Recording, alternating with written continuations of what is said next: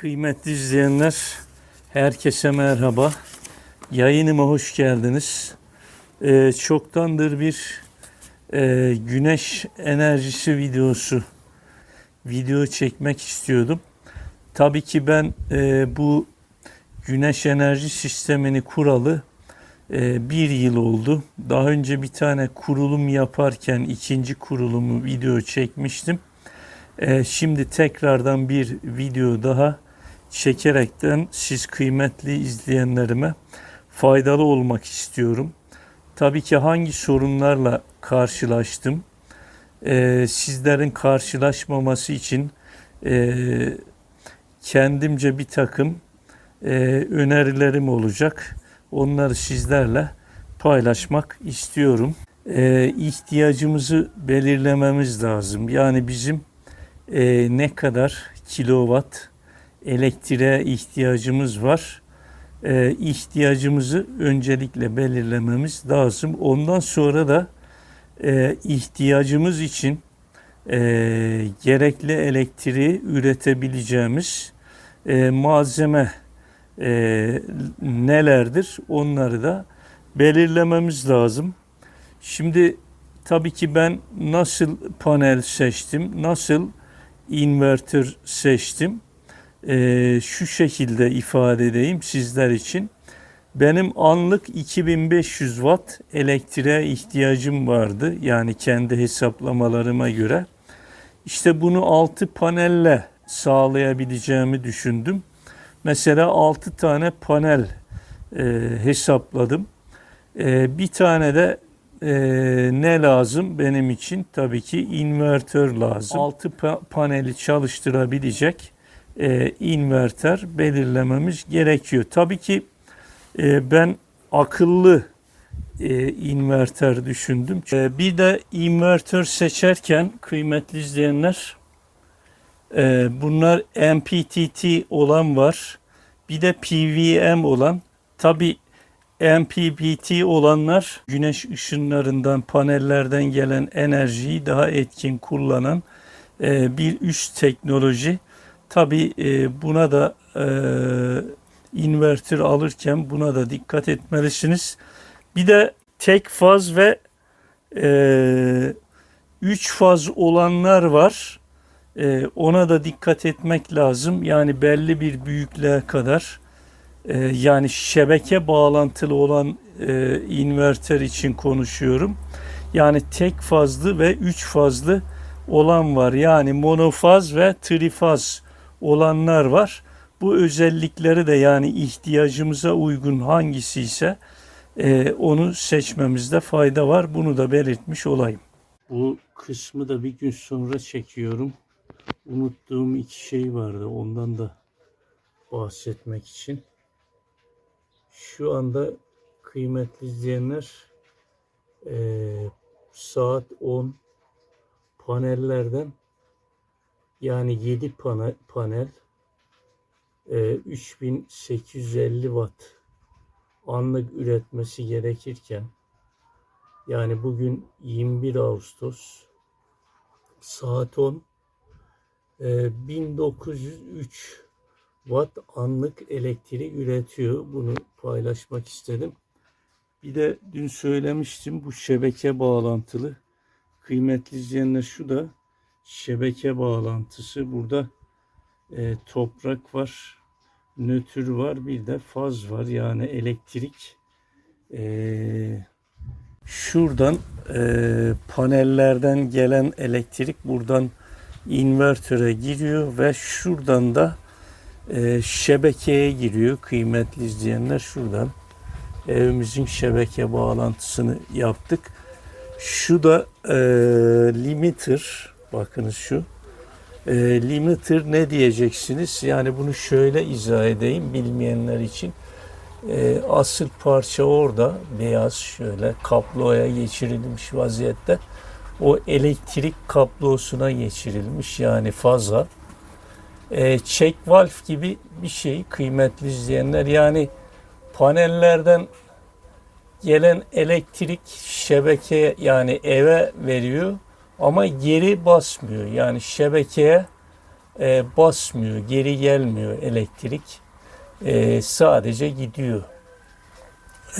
Bunu da dün unutmuştum. Bunu da tekrardan ifade etmek istedim sizlere. Bir de şunu söyleyeyim. Yani bu şebeke bağlantılı invertörümüz 220 ile çalışıyor. Monofaz denilen trifazda sanayi elektriği ile çalışan invertör bu. Monofaz yani ev elektriği ile çalışan invertör. Dün kısmen değindim ama açıklayıcı olsun diye bunu da ifade edeyim. Bu sistemin şöyle bir özelliği var. Tabi invertörümüz öncelikle panellerden gelen elektriği kullanıyor. Yetmezse şebekeden alıyor. Yani daha önce de ifade etmiştim. Bu bizim sistemimiz şebeke bağlantılı bir sistem. Panellerden enerjiyi alıyor. Yetmezse de şebekeden alıyor. Tabi gece güneş olmadığı için enerji üretilmiyor. Bütün kullanımlarımız şebekeden karşılanıyor. Ama şu anda toplam ihtiyacımızın 2286 wattı panellerden kuyu çalışıyor. Şu anda 3 tane buzdolabı var. 52 wattı da şebekeden alıyor. Şu anda saat 11:10 civarı. 11'i 10 geçiyor yani şu anda. Benim ihtiyacım işte anlık 2500 watt elektrik olduğu için ben 3000'lik inverter düşündüm. Ama sonradan dedim ki belki farklı ihtiyaçlar olabilir. Yani panel sayısını artırabilirim. Ya da elektrik sarfiyatım artabilir diye düşündüğüm için ben 5000'lik aldım. İnvertörü iyi ki de almışım. Sonradan 7 tane panel aldım. Tabii 7 panel 550 wattlık benim panellerim var. Onlardan yaklaşık anlık yani 4000 watt'a yakın elektrik üretmemiz lazım ama tabii o kadar üretmiyor. İhtiyaç belirlerken enerji kayıplarını da dikkate almak lazım. Şimdi benim yani panellerimin toplam watt değeri anlık işte 3850 iken benim paneller güneş tam tepedeyken yani öğle üzeri 2400-2500 watt elektrik üretiyor. Yani şöyle düşünebilirsiniz. Panellerde ifade edilen watt değerlerinin ancak %80'i elektrik üretebilirsiniz. Bu da tabii güneş ışınlarından panellerimiz azami faydalandığı zaman, yani buna dikkat etmek lazım. Bir de tabii bulunduğunuz yerde bizim elektriğimiz de var. Tabii ben akülü sistem düşünmedim. Sebebi ise akü maliyetlerinin çok fazla olması. Mesela şimdi bugün ben bu sisteme akü entegre etmek istesem tabii edemeyeceğim. İnvertörü de değiştirmem lazım. Sadece panellerden istifade etmiş olacağım. Onu da tabii hesaba katmak lazım. Ekonomik olmayacağı için akülü sistem düşünmedim. Yani şöyle düşünelim. Benim aylık elektrik sarfiyatım diyelim ki 500 TL. Yıllık ne yapar? 6.000 lira. Ben misal akü alsaydım bu sisteme, o zaman 50.000 lira tutuyordu akü masrafı. 50.000. Benim yıllık tüketimim 6.000 lira. 6 çarpı 50.000'i 6'ya bölsek ne yapar? Yani 6.000, 12.000, 24.000, 8. Yani 8 yıllık Elektrik maliyetim benim 48 bin lira. Ama ben akü aldığım zaman 4 yılda ölecek, 4 yıl 5 yıl sonra tekrardan akü alacağım ve aynı fiyata da alamayacağım. Onun için burada elektriğimiz var. Ben akülü sistem düşünmedim. Yani akülü sistemi ancak nerede önerebiliriz? Akülü sistemi ancak elektrik olmayan yerlerde önerilebilir. Elektrik olan yerlerde akülü sistem düşünmemek lazım. Çünkü çok masraflı bir iş akülü sistem. Evet, ihtiyaçlarımızı belirlemeliyiz dedik. İhtiyaçlarımızın ölçüsünde malzeme belirlemeliyiz. Bu çok önemli. Yine usta seçimi de önemli. Yani bizim dünya görüşü olarak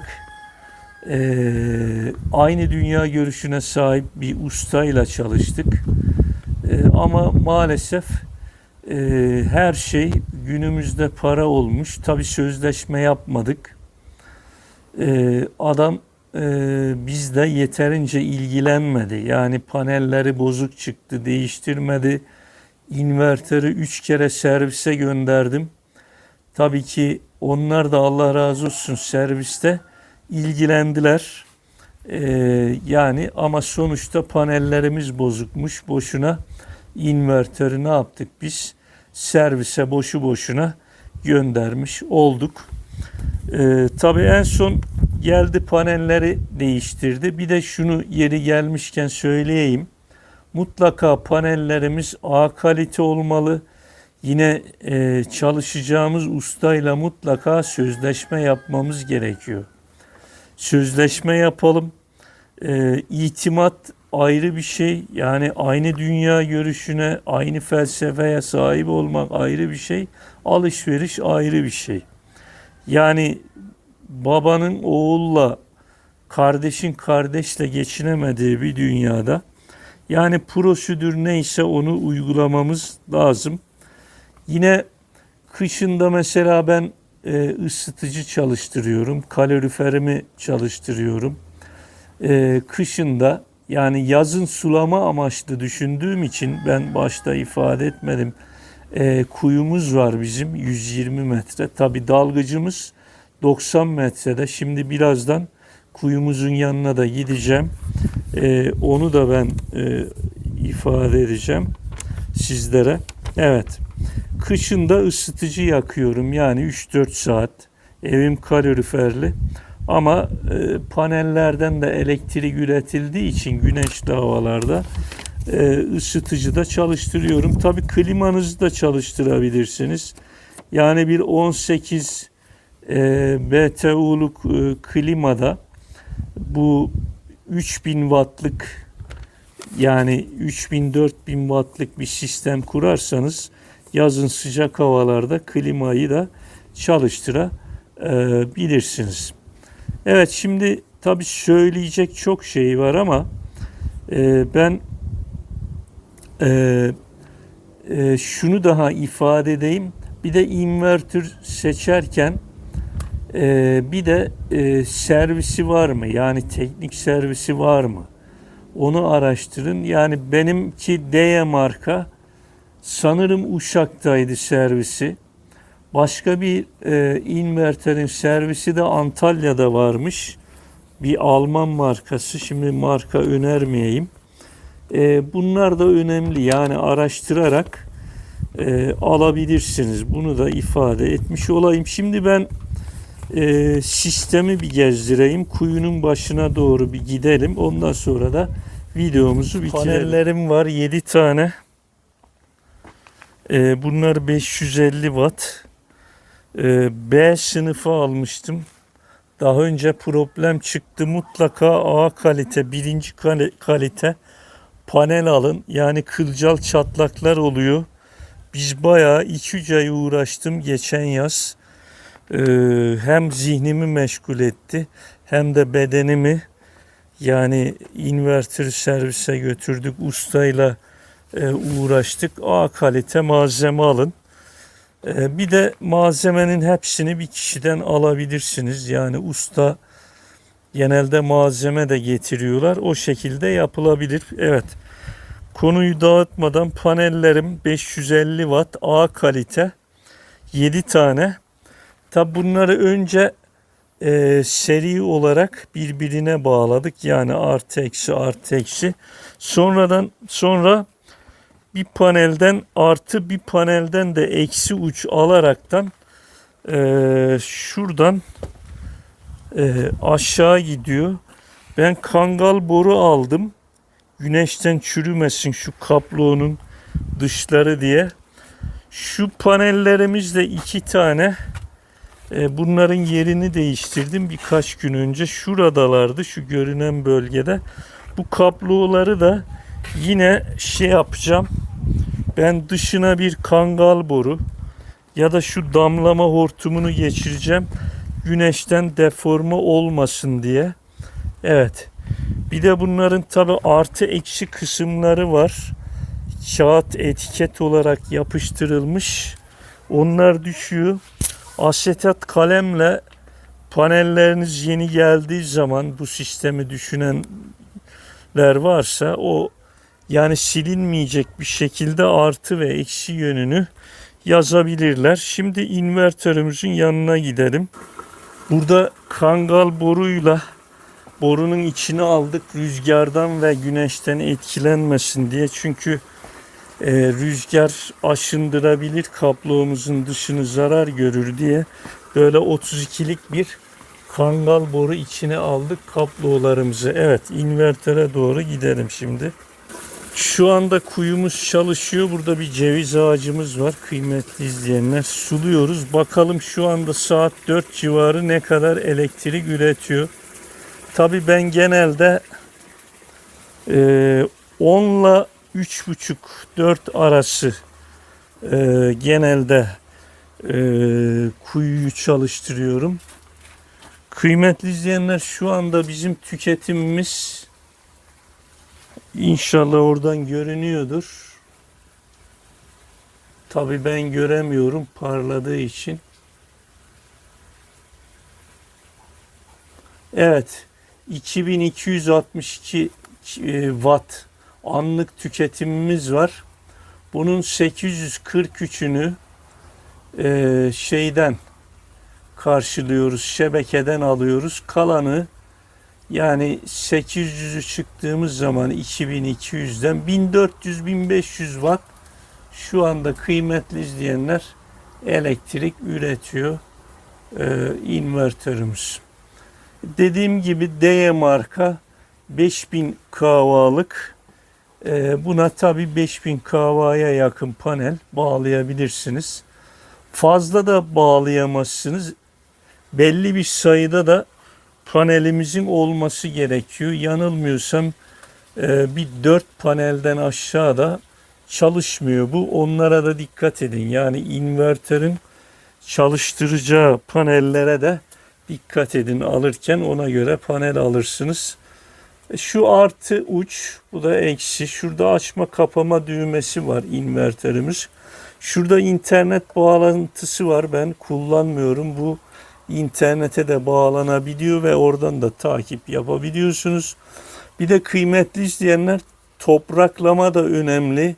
Topraklama gerek yok diyor test yapanlar ama mutlaka gerekli. Yani benim invertörün dışına dokunduğum zaman beni elektrik tutuyordu. Sonradan bana da demediler, topraklamayı yapmamışlar.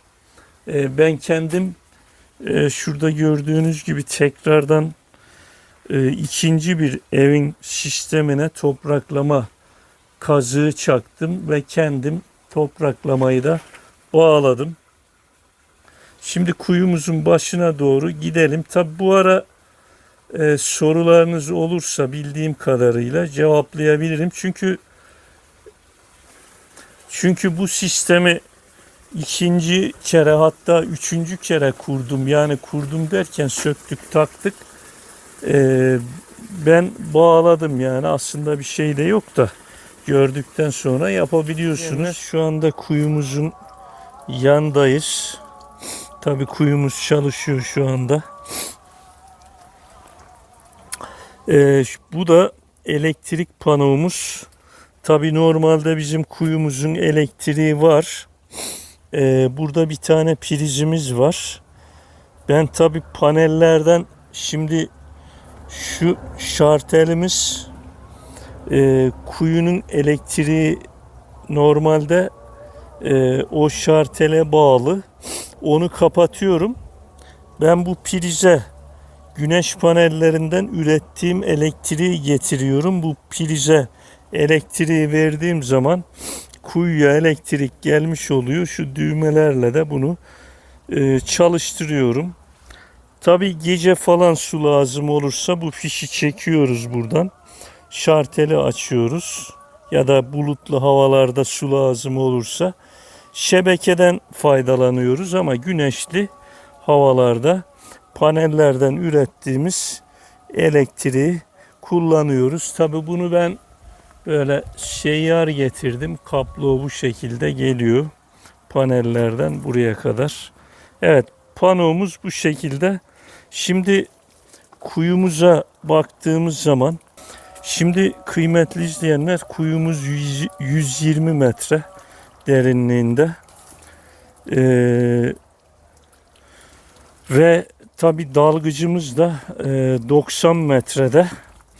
Tabi su seviyesi hangi metrede onu bilemiyoruz. Zaten 90'ın altına düşse kuyu çalışmaz. Su demek ki 90. Yani benim tahminim 60 metreler civarında. Su seviyesi 60 metre civarında. Dediğim gibi pompa yani 1,5'luk su çekebiliyor. Tabi derinliğe göre değişiyor da çıkarttığı su miktarı güçle de bağlantılı. Yine bizim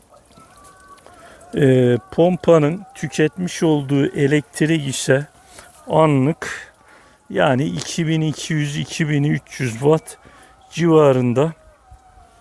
Şimdi tabii ki bu verileri de dikkate alarak sistem gereksinmeleriniz nelerdir onları belirleyebilirsiniz. Yani elektrik faturalarınızı düşürmek için mi kullanacaksınız? Sulama amaçlı mı? Yoksa elektriğiniz hiç yok da şebekenin olmadığı bir yerde mi sistem düşünüyorsunuz?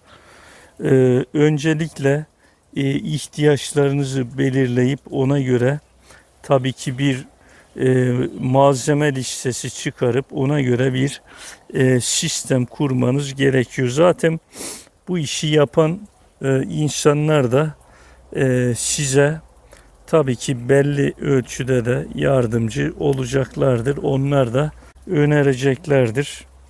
Tabii ki bu yayını da şimdilik aklıma gelen söylemek istediğim şeyleri söyledim. Aklıma gelmeyen eğer başka şeyler de olursa ben tabii ki bir video daha yapabilirim bunlarla ilgili. Soru ve önerileriniz, görüşleriniz varsa sorabilirsiniz. Bildiğim kadarıyla yardımcı olurum. Bugünkü paylaşımımız da bu kadar. Bir sonraki paylaşımda görüşmek üzere. Hoşça kalın.